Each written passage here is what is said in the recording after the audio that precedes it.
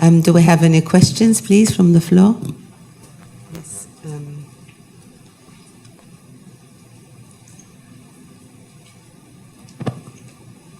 Yeah, thank you very much for the nice presentation. I've got one question. You differentiate between non-pharmacological interventions and psychosocial interventions.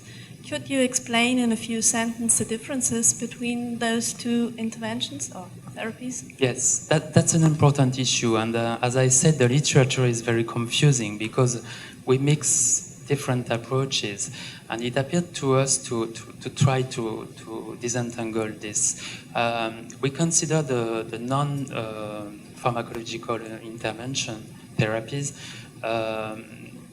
mainly dedicated to the patient himself, non-drug approaches like art therapy, musicotherapy, bright light therapy, cognitive rehabilitation, all these very specific methods that are difficult to assess, but that are more and more present in the memory clinics or daycare units.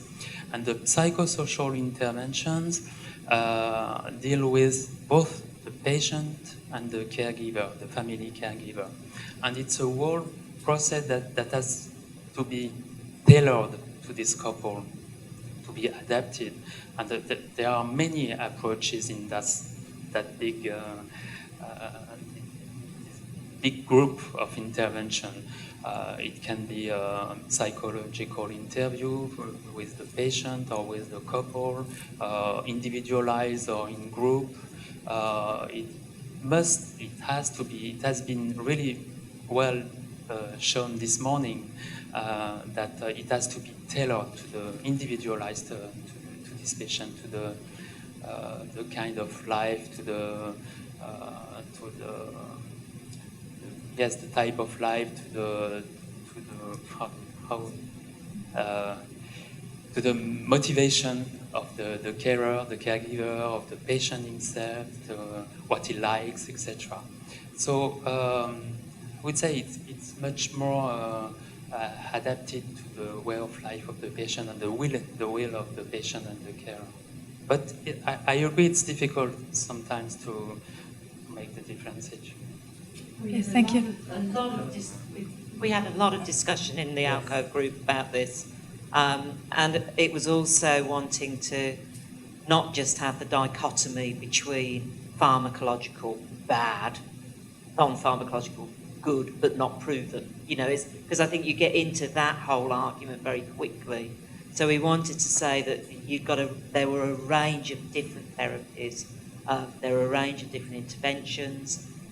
We looked at issues like pain management and managing constipation and all of those sorts of things, which would also come under your pharmacological. So it taxed our brains greatly, I think, to think about those labels and how to use them. I think it's more confusing than helpful at the moment because those, they are used in similar ways, so this is really more confusing for me at the moment. Because I think the psychosocial intervention focus on the interaction. And I think if you work about challenging behavior or PTSD, is a very important one is always interaction. So for me it's confusing that it's the second step, because I think interaction is maybe could be also the first step. So yeah, I agree. It's confusing, but we have to try to separate and to assess them individually to try to prove the efficiency of all these techniques, these approaches. We have to assess the efficiency of musicotherapy. We have to assess the efficiency of art therapy. We won't have the money to do everything, so we have to try to disentangle all this. That's essential. But I agree. Often the best is to combine all these approaches to be really efficient. yeah, I think the first thing is you have to find out the reasons for the PTSD. It could be the interaction could be a reason, or Yes. Yeah. Yes. It was really a huge discussion within the different groups during 2 years, and clearly, now I would like to defend the reasoning. Yes, yes, yes. I'm not a specialist at all, but I guess what is really important is on the field. For example, for doctors, for GP, is very complex. And so it's important to separate what could be prescribed also by the GP or the doctor. Facing BPSD, you have firstly to make a diagnosis. We completely agree with you. And so we have, based on the origin, the source of the BPSD, pharmacological or non-pharmacological therapy. We don't use intervention. That's why we choose therapy for the patient. And this approach is more global with patient and carer as well. And for public health decision maker, it's important because in terms of reimbursement, etc., and in terms of setting up in the nursing home, it's important to search in the literature if yes or no you have level of evidence to promote musicotherapy or something like that. And so it's really helpful for the decision maker also. Yes, but I think a very important point is you have to be sure that the patient is really the starting point. Maybe the patient is quite okay, but you have to start in the environment. So I think this is really tricky when you start with the patient. Yeah, you really think the patient has got the problem, but I think in most of the time the patient do not really has a problem. He has a problem to adapt to the environment or to the family or whatever. So maybe the environment or the people living together with a person with dementia could be also the starting point. But that's your social care organisation. Yeah. So that. And it's also a professional kind of discussion, because then it is a question who can provide therapy,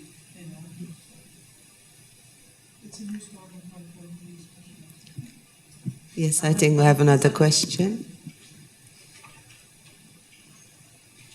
I have a question about the early diagnosis paper. Thank you for your paper. But one dimension that is also important and that was a little bit lacking, according to me, is the societal and cultural context. Because the way how persons with dementia experience their diagnosis and early diagnosis is also influenced a lot by cultural, societal context. That means, for instance, also the legal context in a certain country. I'm from Belgium, and one of the side effects of early diagnosis in dementia that I experienced as a member of several ethics committees is that when people are diagnosed with dementia, that they link it to a request for euthanasia. And the number of people who are euthanized based on diagnosis of dementia, so they are euthanized in an early stage, not at the end stage, because that is not possible in Belgium legally. But they are euthanized in an earlier stage when they are still competent, based on unbearable psychological suffering. And most of these requests are granted in Belgium.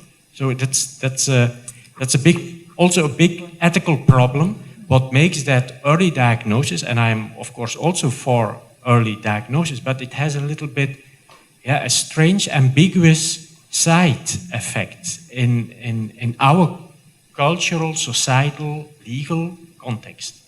I think that's a really very important point, and I suppose that within the review and within that little guiding principle about fear and stigma, I think also packed into that is you can't separate out the diagnosis from the context in which society is viewing that. And we know that across Europe there are many different types of consequences. So in some countries you may have to give up your driving licence. In other countries you may have to be reassessed. So there is something about, for each country, knowing what the consequences of that decision are.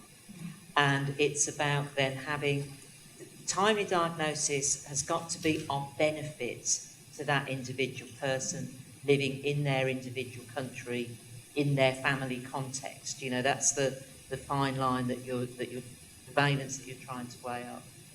I think also then there are issues about workforce, because certainly in my country, euthanasia is not legal, and you would have to travel to another part of the EU.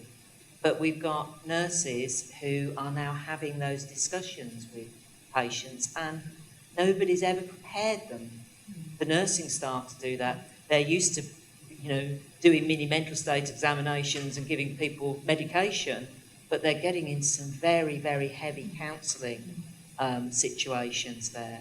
So I think it's also about how we then respond as practitioners and professionals too. There's a question at the back. Advanced care directives and advanced care planning, which are they're not quite the same, and you kind of explained clearly.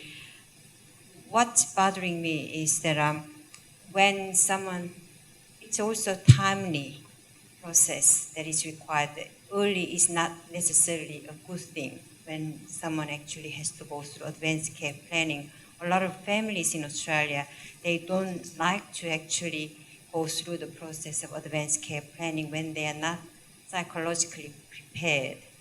And often in nursing homes, staff don't necessarily understand, even if we have a lot of training, still they're not actually prepared. And the tricky part is the kind of when the person gets to kind of closer to end stage, and often they unnecessarily admitted to hospital because there hasn't been updated advanced care planning. So I wonder whether in your project you have actually touched on that aspect of, you know, closer to the end of life, or in terms of prognostication process, how to actually address that aspect when the person advanced care planning hasn't been updated. You know, you talked about this is it can be long-term process for some people, 5-10 years kind of projection, and then at what point, you know, that when person is in nursing home in particular, that they actually make that transition. What are the guidelines, and whether your project has addressed that or not? I don't know. I'm just raising this as a question. So I'm not sure that I'm able to really respond to all your questions, but what I understood as a non-specialist in advanced care planning is that the general idea of the ALCOVE project was really to promote tools, that's only tools, to support the maximum of autonomy of people. And I like the image that the tool before the diagnosis or before the lack of competencies could be these advanced directives. But we absolutely, as practitioners, as carers, we have to assess the competencies of the people, even at a late stage, because it's completely different to decide for a very important decision for your medical treatment, or to decide what you want to eat, and you know, and so the balance between what you could plan before the late stage of the disease and your daily life and your skills, even when you are at late stage, it's very important to promote the evaluation of competencies, even in emergency situation. And so, as a very simple message, it's clear that because you are really all involved in all the dementia areas and care, you are aware of all these ethical issues. But in the daily life, in hospital, in nursing home, we have so huge work to do. And I think that the possibility of tools such as advanced care directives integrated just as a tool in the planning, in the dialogue between all carers, the person and the family is really, really important, just as an idea. And we have a lot of initiatives in Europe, but we don't have a lot of implementation in the daily practice. And so perhaps who has already written his advance directives in this room. I don't know. So how, how often do you actually have to review?